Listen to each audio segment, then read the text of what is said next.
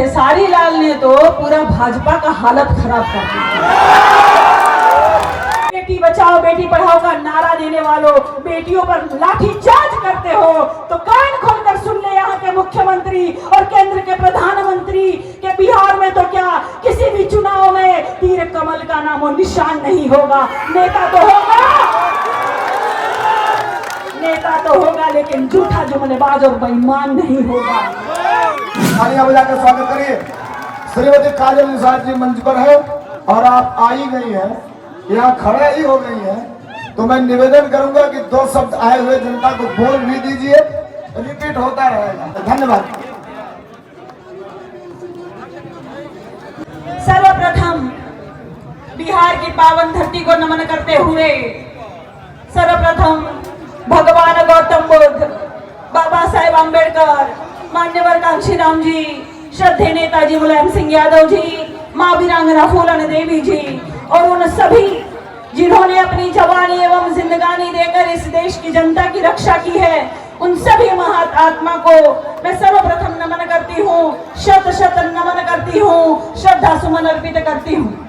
आज सुशोभित मंच पर शोभायमान सभी वरिष्ठ आदरणीय नेतागण, हमारे गायक कलाकार, आज के मुख्य अतिथि आदरणीय राष्ट्रीय अध्यक्ष श्रीमान अखिलेश यादव जी और यहाँ छपरा विधानसभा के प्रत्याशी आदरणीय खेसारी लाल यादव जी, सभी का, और यहाँ दूर दराज से सभी पधारे युवा साथी, बाबूजी, भाइयों बहनों, दुर्गा शक्ति रूपिणी हमारी वहाँ बहनें भी मौजूद हैं, देवी और सज्जनों, आप सभी का मैं काजल निषाद, नेत्री, अभिनेत्री, कवित्री, एक सोशल एक्टिविस्ट यानी एक समाज सेवी, एक चित्रकार, एक पेंटर, एक घर चलाने वाली गृहिणी और गोरखपुर उत्तर प्रदेश की 2022 की विधानसभा की प्रत्याशी, 2023 की महापौर मेयर की प्रत्याशी, 2024 की लोकसभा की प्रत्याशी, आप सभी का स्वागत करती हूँ, नंदन वंदन अभिनंदन करती हूँ।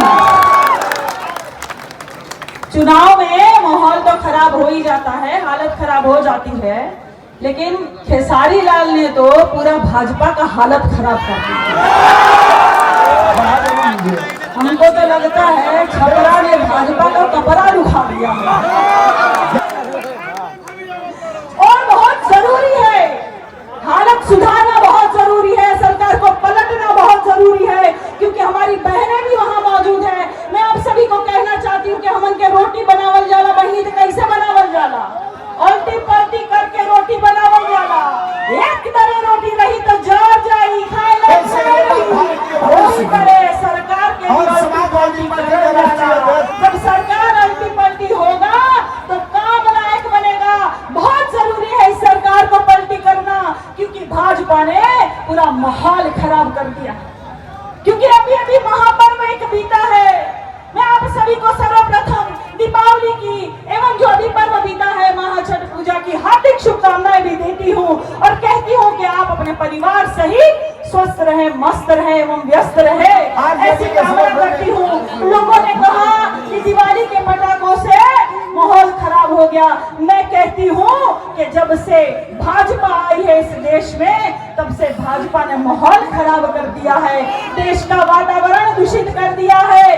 किस तरह दूषित किया है कि सर्वप्रथम धर्म की आड़ में राजनीति करके राजनीति का माहौल खराब किया, हिंदू मुसलमान करके देश की एकता, अखंडता और भाईचारे का माहौल खराब किया भाजपा ने, और करनी और कथनी में अंतर की भावना से झूठ बोलकर जनता से झूठे वादे करके इस देश की जनता के मान सम्मान और विश्वास का माहौल खराब किया है भाजपा ने। और देश पर महंगाई लाद कर और यहाँ पे कर्जा लाद कर और यहाँ पे इतना सारा देश पर कर्जा लाद कर देश का अर्थव्यवस्था का माहौल खराब किया है भाजपा ने। और रील के माध्यम से रोजगार देकर युवाओं की उम्मीद का माहौल खराब किया, पेपर लीक कर करके विद्यार्थियों के सपनों का माहौल खराब किया, महंगाई शिक्षा की महंगाई आने वाले भविष्य में खराब किया। और जीएसटी भैया कह रहे पहले कि हमने जीएसटी रजिस्ट्री लगाई तब तो इतना धांधली नहीं किए, हंगामा नहीं किए। और हमारे उत्तर प्रदेश के मुख्यमंत्री भैया रास्ते में निकल के ढिंढोरा पीटे। और हमारे गोरखपुर के सांसद पता नहीं कौन सा समोसा खाते हैं, कह रहे हैं कि 50% मिल रहा है। भैया यहाँ बिहार में मिल रहा है? अगर मिल रहा होगा, नहीं मिल रहा है। हम तो भैया उत्तर प्रदेश के गोरखपुर में जाकर लाइव परीक्षण किया और दूध का दूध पानी का पानी करते हुए व्यापारी भाइयों से पूछा कि झूठ बोलने में मोदी जी से आगे तो नहीं जाएंगे रवि किशन, 50% मिल रहा होगा, लाइए हमको 50% दीजिए, लाइए 5000 का जैकेट 1600 में दीजिए। अरे इतने बड़े आविष्कार है, कह रहे थे रिमोट का, लहंगा का 50% इतने बड़े लाइव परीक्षण। हमको लग रहा है व्यापारी भाइयों ने हमको कहा कि नहीं मिल रहा है बहन, ये झूठ बोल रहे हैं, पता नहीं कौन सा सस्ता नशा करते हैं। हमको लगता है कि 44 करोड़ का गांजा उतरा था और कहीं पूरा समोसा का साथ लपेट कर कहीं हर हर महादेव तो नहीं कर दिए हैं। इस तरह से झूठ बोलने का माहौल करते हैं। मैं ज्यादा समय नहीं लूंगी क्योंकि और भी शानदार और दमदार वक्ता यहाँ के मौजूद है। मैं कविता के माध्यम से आप लोगों को बताना चाहूंगी कि पीड़ित समाज को किस तरह से, किस नजर से, किस कदर से देखते हैं, ये आप समझ जाएंगे कि भाजपा हमको कहीं भी आगे बढ़ने नहीं देती है, अच्छी शिक्षा नहीं देती है। ये हमको किस नजर और किस कदर से देखती है, ये कविता के माध्यम से समझिएगा। एक मेरी डायरी लाइएगा। आर्मी 4 साल के कोदला घूमेगा।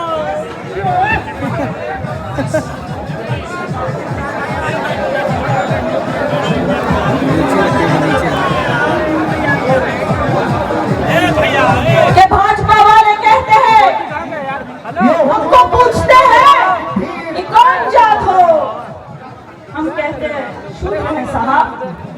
शूद्र हो नहीं मतलब किस में आते हो?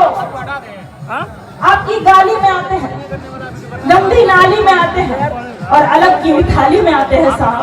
नहीं, हमको लगता है कि हिंदू में आते हो।